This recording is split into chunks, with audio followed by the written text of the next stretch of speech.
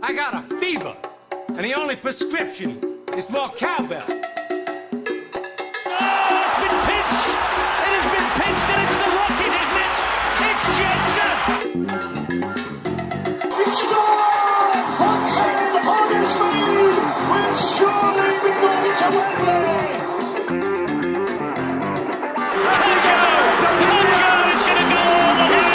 For the Giants! He's deceptively quick for a halfback. Is he going to go all the way?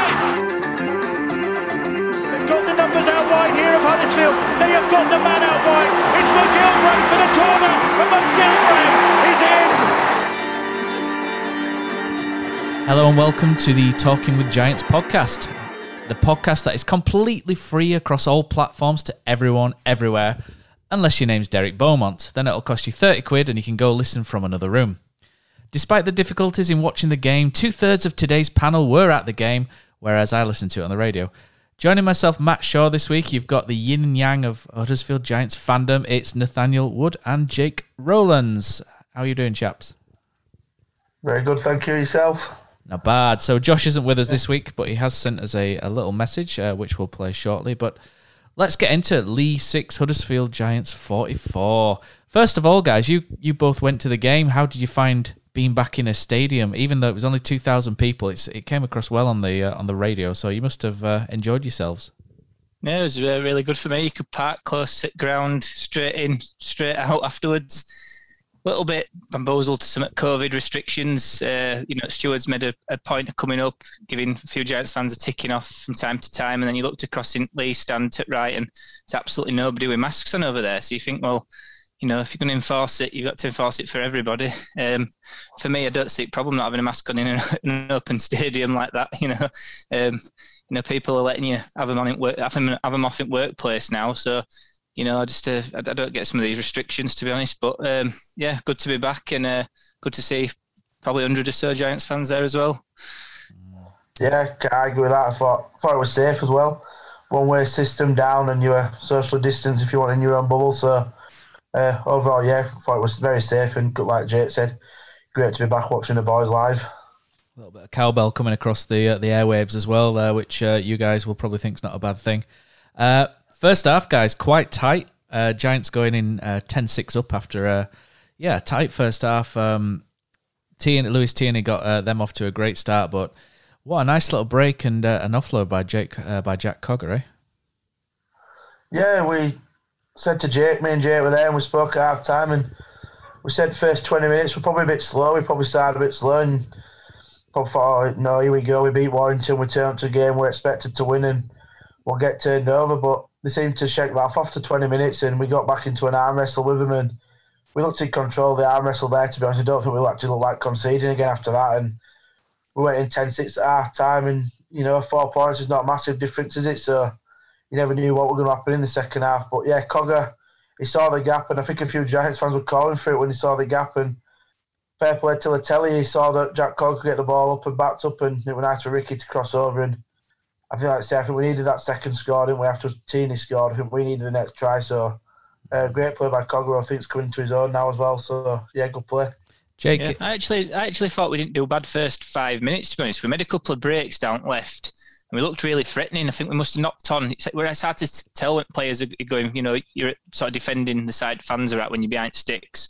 We looked like Wardle Luttelli had made a bit of a break and then shipped it onto Darnell and then tried throwing it back inwards, I think, and we either knocked on or no idea what happened down there because we can't see replays of that bit until it's back on Giants TV. But we looked quite threatening, and then the thing that disappointed me was the rest of the half. They didn't seem to go back to that side. We kept on going to right, and we just didn't look as comfortable, or the attack just didn't look as fluent down that side. And we made quite a few errors and knock-ons, and like Nat said, it was a bit of an arm wrestle. We stuck in at one point. I was a bit worried because Greenwood went off quite early first half injured.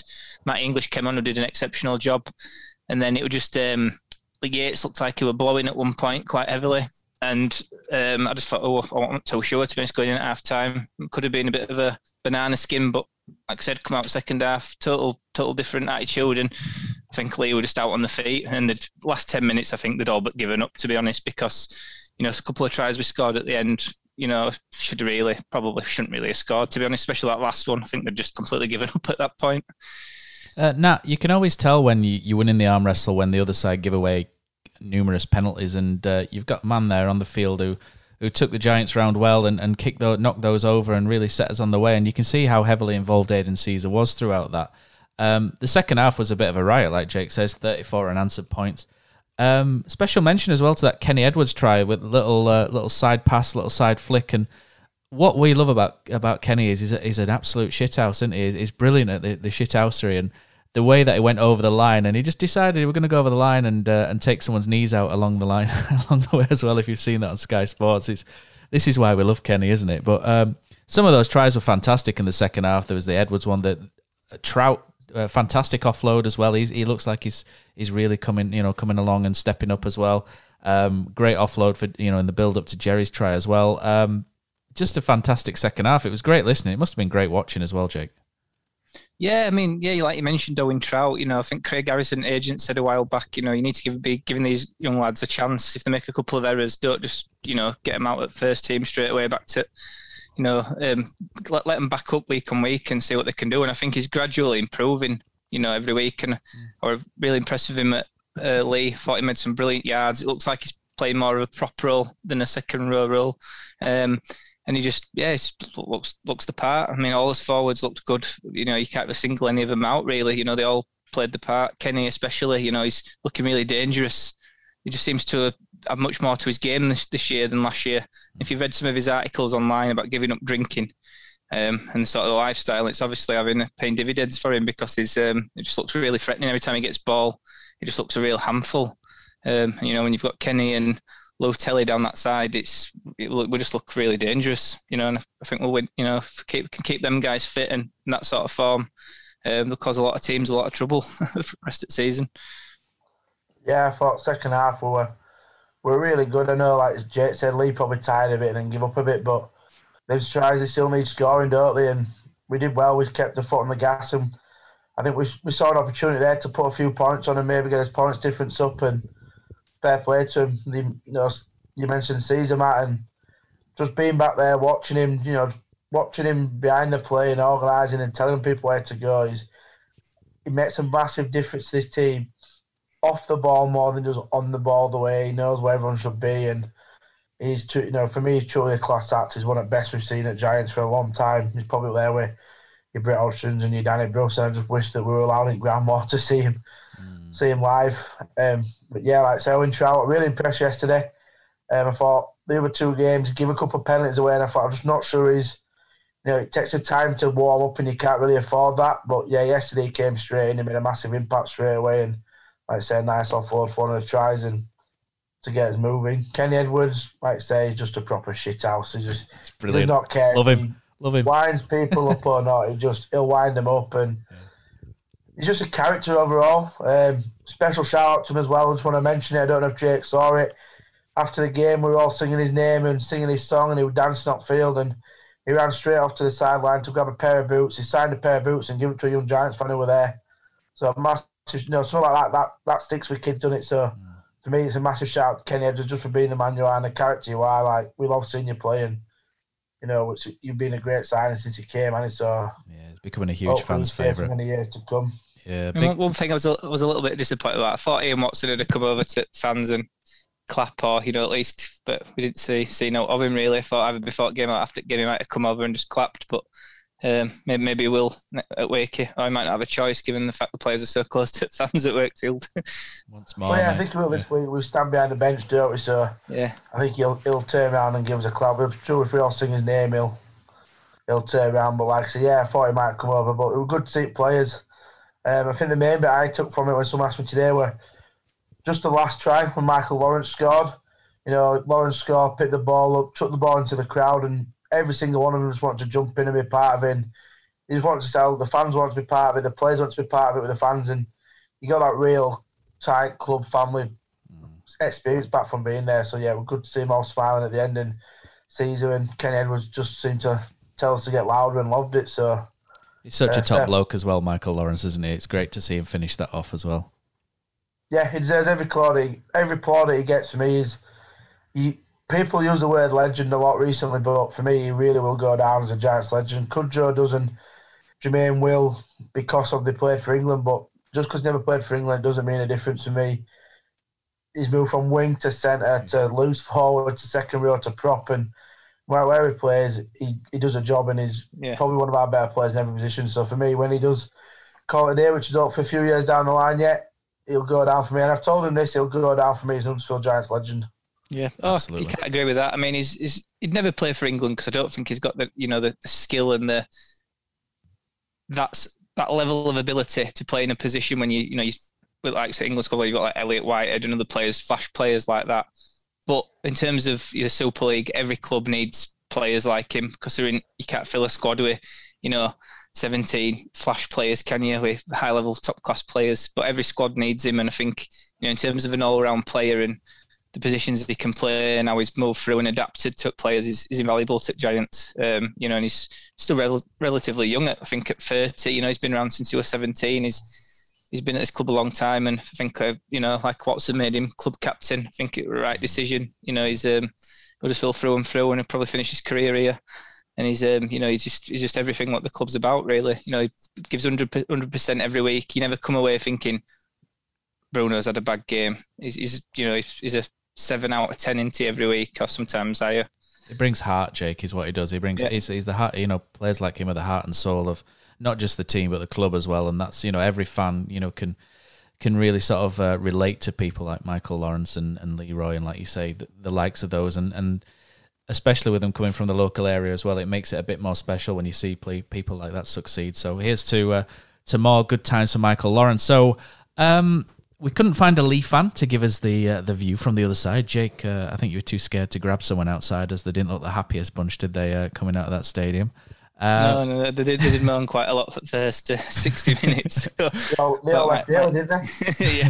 They're all queuing up after 7 minutes, leaving ground, weren't they? So, I am Mr. Constant doing from home fans when you're there. And I know our fans are just as bad when we're at home, so I'm not complaining, but every fan does it. But yeah, it's, they're booing for offside and they're stood behind the sticks. I just don't get how you can call someone offside. No, because you can't tell. Magic eyes as a fan, though, don't you? That's the thing. You get these, these tinted glasses. I've had a decent game, so shout out to Miss Klaus, because I thought he had a decent game yesterday. Yeah, good stuff. So we can't confirm or deny whether we asked Derek Beaumont, and he asked for 30 quid to do it. So we can't confirm or deny such things. So we'll move on to the next thing. So Josh Phillips is usually with us, but he can't be today due to work. So what he's done is he's sent us a little voice memo with a piece on the stats, which we'll just feed in right now. Hi lads, sorry I can't join you for this episode. I'm sure you're doing a great job without me. Like many of our fans, I couldn't get to this game, so I was unable to watch it, unfortunately. So thanks to Derek Beaumont for that one. Still, it was good to see that his plan worked out, because there was 2,000 fans in attendance. Anyway, enough about that. Onto the stats for this game. As always, split into the team and individual stats. And I've got to credit Eddie Kay, founder of Fee Fi Fo Fum, for all the stats on this. If stats is your thing, then go and check out the website. feefifofum.co.uk. You'll find all the stats from all the games. Any stat imaginable is on there. It's presented really nicely, so shout out to him as always. Onto the team stats. As you'd expect, as it was the most dominant performance of the season, we scored 7 tries, which is our most so far this campaign, and we were well up in most departments, as you'd imagine. We made over 400 more metres than Lee and carried the ball in 50 more times. But there was little to separate the sides in terms of average metre gain, which might not be that surprising because we're not the biggest team. I don't think we'll bulldoze many teams from start to finish, though I think there were times where we did get on the front foot in this game, particularly towards the end. We made 7 clean breaks to just 1 from Lee. And in terms of errors, we made 7 and Lee made 12. So that made quite a big difference as well. And as you'd expect, also, Lee had to do quite a lot more defensive work than us. They made 100 more tackles. There was a similar tackle success rate between the sides. And Lee gave away 8 penalties to our 5. So discipline from us was pretty good overall. On to the game stars. And this week's top 3, statistically, the stars of the show for us were Ricky Latelli, Michael Lawrence, and Luke Yates. So Latelli was top of the charts in terms of tries, 2, clean breaks, 3, and tackle busts, 6. And he's really showing now why he was such an exciting signing when he came to the club. I was very excited when he came. You know, he's an NRL Grand Final winner. I've seen him up against us for Toronto in more recent times, and he's a real threat. And he's really starting to hit his straps now for us, which is good to see. Michael Lawrence, normally you wouldn't associate him with this, but he made the most meters for our team on Sunday, 184 meters, which is really some going. As I say, it's not what you'd normally associate with him, but you know, he's going to show. He's proved as people like me wrong. You know, you can make these meters, but you would normally associate him with most tackles. But I think that accolade now is bestowed upon Luke Yates, who, for the 4th or 5th, maybe even more week in a row, made the most tackles, 33 in this match, of which he didn't miss any. And I think I've been told that he'll be missing against Wakefield. He'll be banned for that game, which will be a big miss for us defensively. But I'm sure with the likes of Bruno, we'll make up for his absence. Also notable mentions from this game for Josh Jones. I don't think I could do this segment without mentioning his name.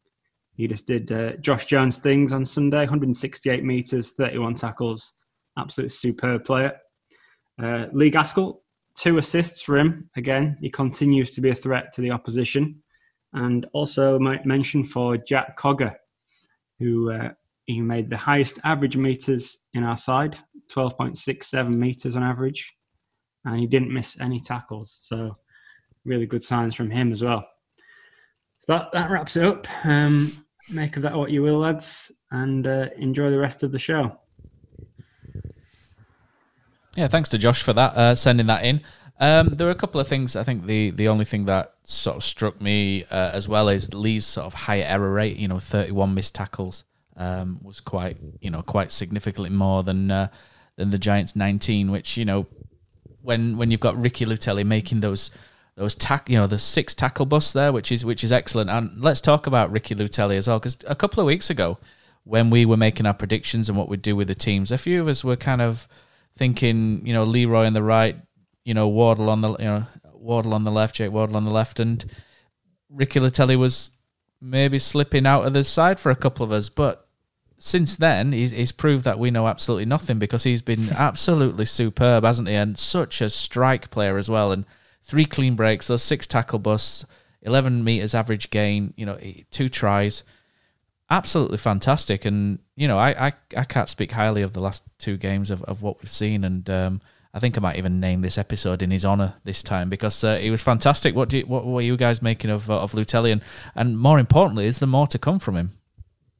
Yeah, we all know he's a quality player. I think we never doubted that. I think it was the pre-season game where he was a bit quiet, and he was also a bit quiet in the first game against Hull. And I think that's what put a doubt in a few of his minds that he might, is he? I don't know. We're not playing for a lot of last year. Is it? Had a bit of an impact on him, but he's come back from that injury, and God, he looks fit. He just looks super fit, strong. He's I'm a bit surprised sometimes why we don't get the ball out that side more often, because every time he gets the ball, he looks a real threat now, real dangerous. And it's the first time in a while we've had, players on both sides which can make breaks, and that makes us super dangerous at the moment. You've got Wardle, who's just as good, can make breaks, and then you've got Latelli, and they complement each other well. And you've got 2 wingers at either side that are very lucky to have centres of that quality inside them at the moment. Yeah, whoever said Latelli should play left centre is an absolute idiot. To be honest, I think I'm one of them. Like Matt said, the last 2 weeks he's been absolutely outstanding. He looked like Jake. He looks strong. He looks fit. Every time he touches the ball, he's going to make yards, or he looks like he's going to create something out of nothing for us. Him and Kenny Edwards together, they had a good relationship, and I just wonder if it's a bit of a coincidence. His form picked up when Caesar came back onto the left-hand side of the pitch. And again, I go back to Caesar. That's the influence that he has on the pitch with these lads. He's going if he does leave at the end of the year, I think Caesar will be an absolute massive miss. But Latelli, I think he's probably our top try scorer at the minute. He's playing well. He looks dangerous. he's just like Jake Wardle. Give him early ball, and Jake Wardle will skin someone with his feet and his pace and feed Jerry in. Well, I tell you that if you give him early ball, it looks like he could run over the top of any centre in Super League, doesn't he? And he's also got the hands, which he proved was against the Ellens to put Darnell in before half time. And him and Kenny Edwards, they work well together. So, yeah, Latelli's massive shout out.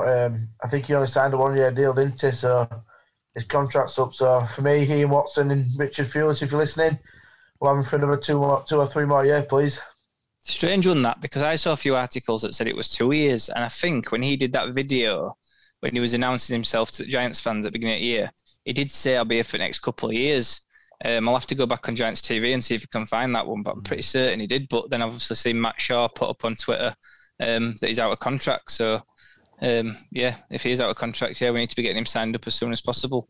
No, I agree, Jake. I thought he signed a 2 year deal as well. So, and I saw the same article that he was out of contract. I understood that Josh Jones signed a year contract due to salary cap issues.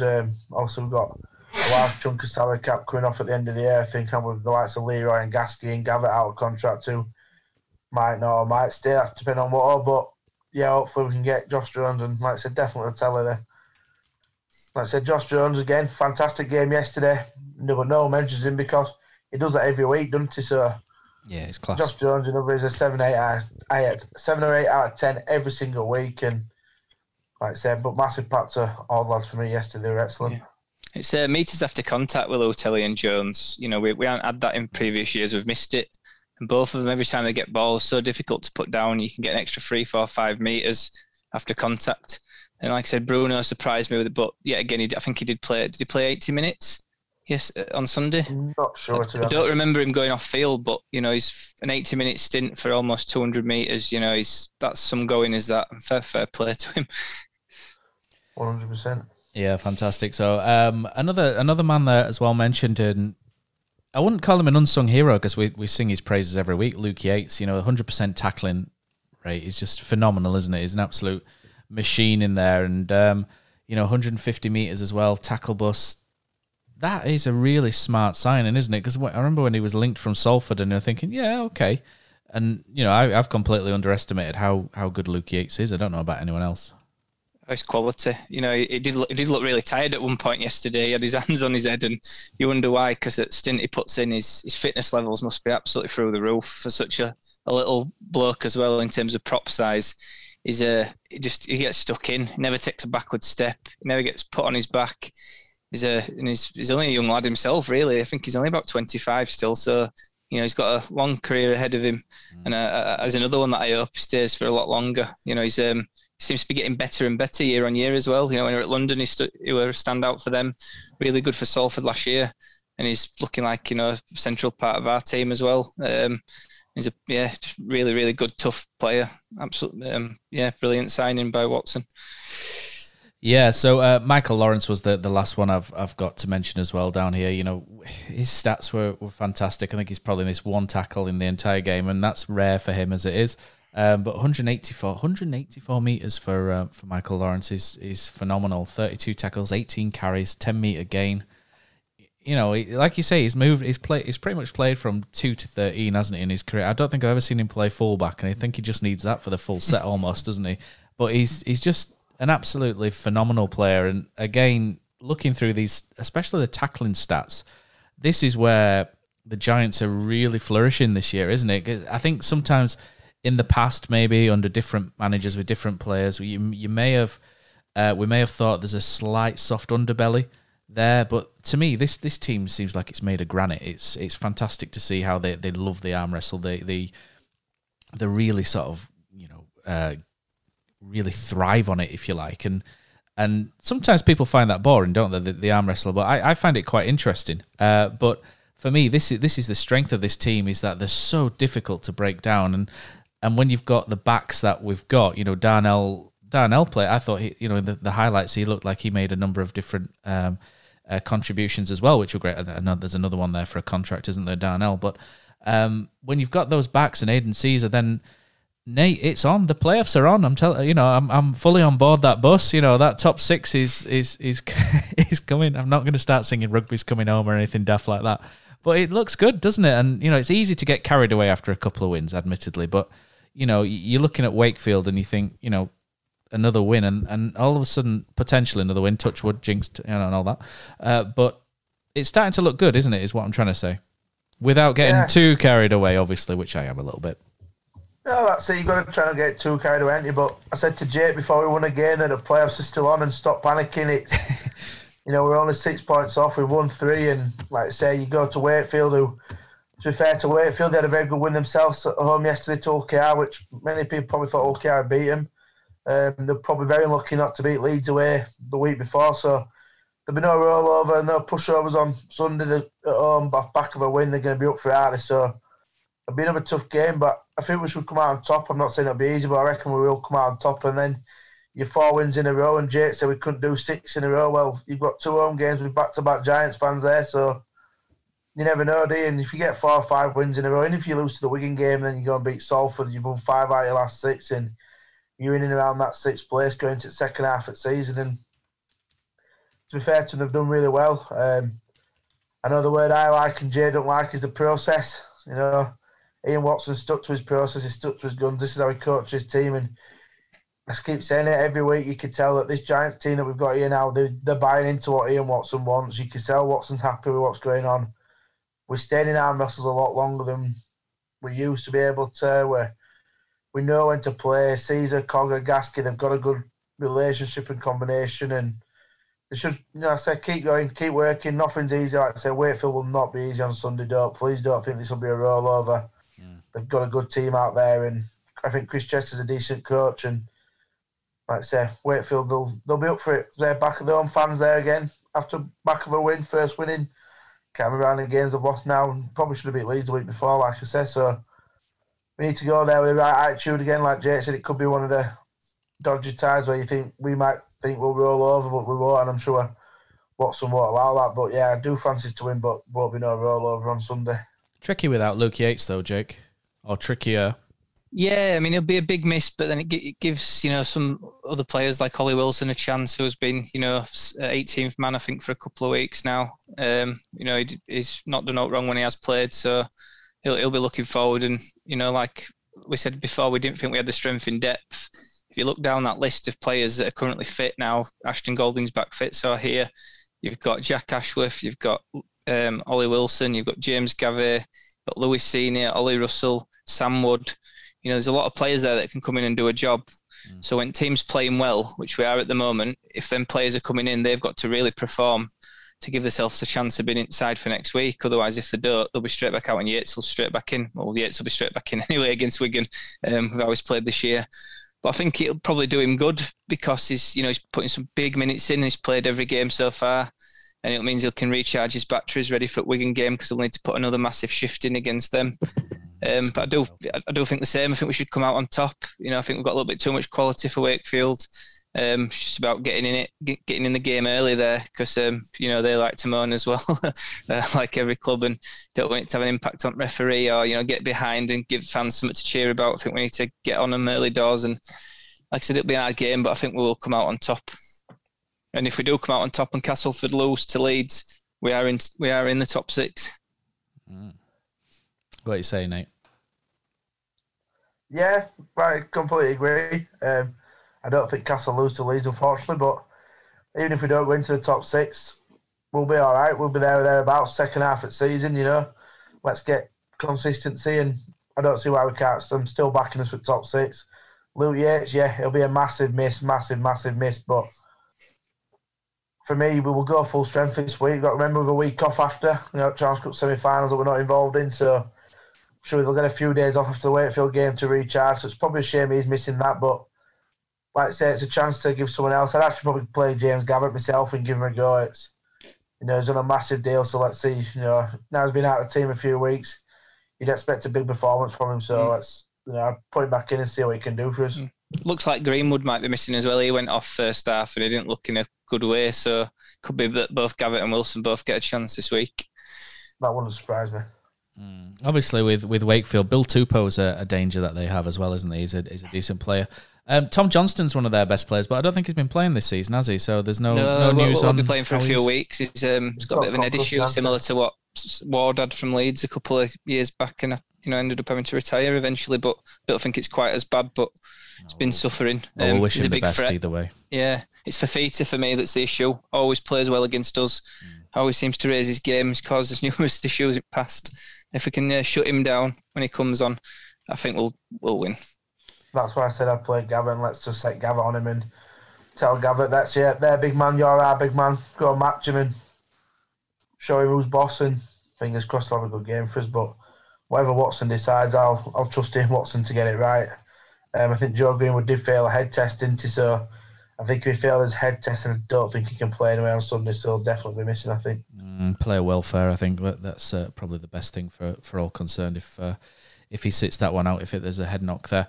Predictions-wise, what are you guys going for? I think it's going to be a tight game. I said that last week against Lee, but I do genuinely think this will be a tight game, maybe a 6-point win I would go for the Giants, maybe 6 or 7 points, or 4, or maybe 5 or 7, something along those lines, but not a lot between them. I think Wakey are, with it being a local derby, the crowd back in, I think they'll have something to prove.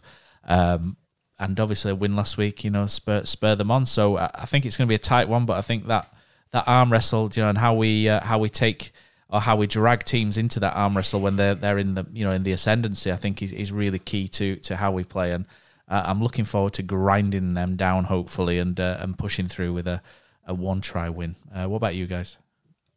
I'll go for 26-16. It'd be quite interesting as well if Innes is on the wing for Wakey. I'm not so sure if he's allowed to play against us, but that'll be quite interesting if he is.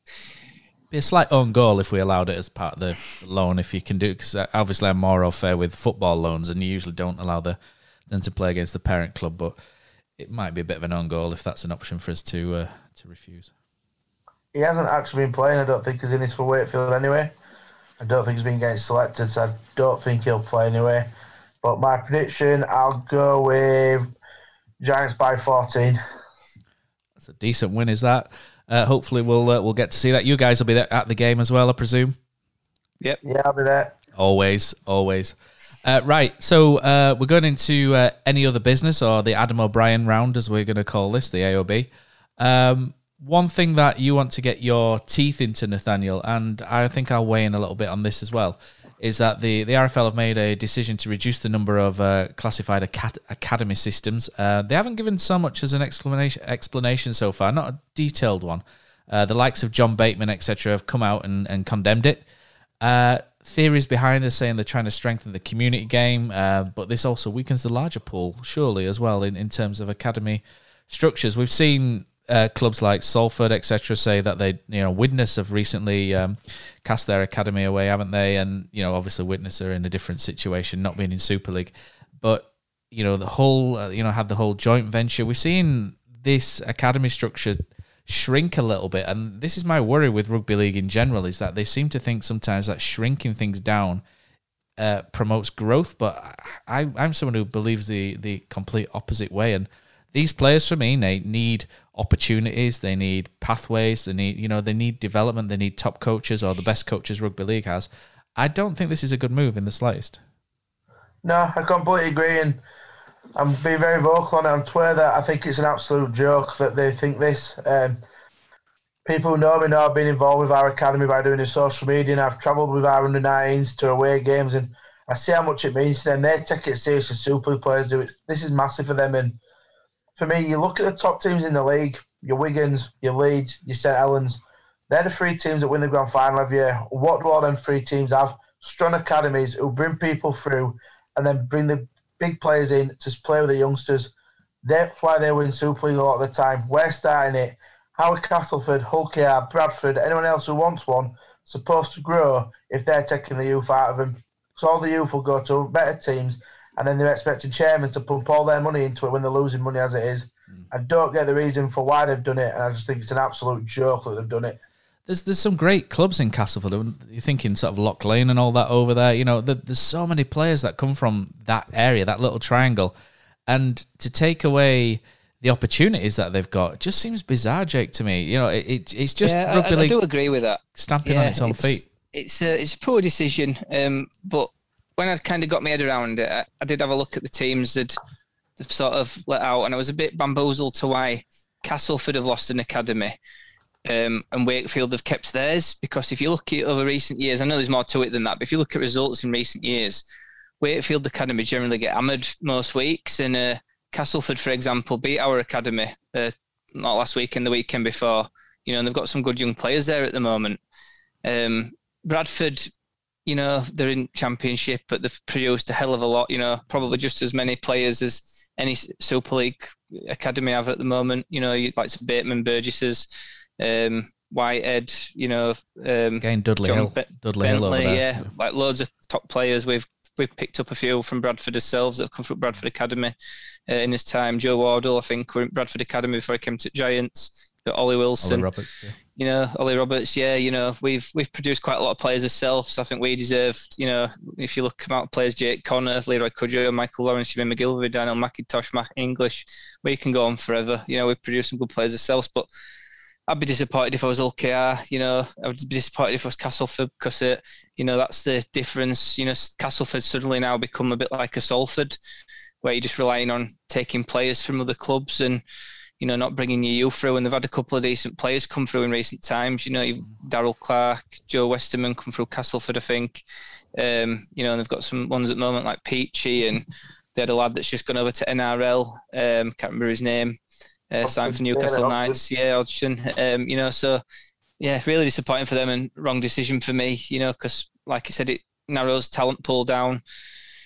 But on the flip side, I've heard somebody say to me the other day, you do go to some academy games and some god awful players at some games, and I do agree with that. There is, and some of them that play in academy have not gotten hope in hell of making it professionally. But saying that, that's like that in every sport. You need them players to be able to fill a team and to allow the better players to go on and progress. And it's not just that, they do get some education out of it as well. So, there'll be a lot of kids miss out now because of that, and they'll be lost at game, and you may find some of them that don't develop till later on might find a different career doing something else that could end up being a star player. So and very also disappointing.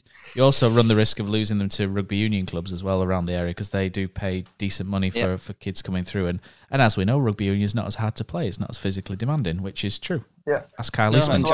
Giants was a victim of that when we lost, I think, Ben Bamba, down to rugby union, down to Bristol.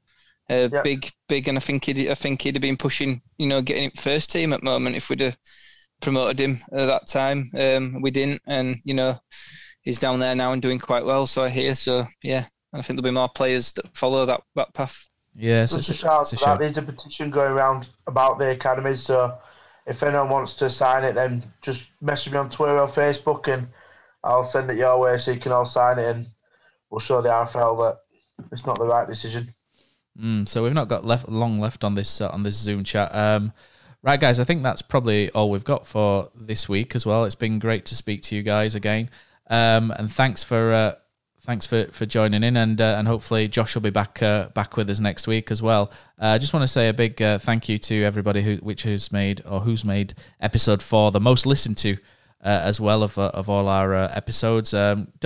Don't be shy in the comment section. Let us know if we're talking rubbish. We don't mind too much.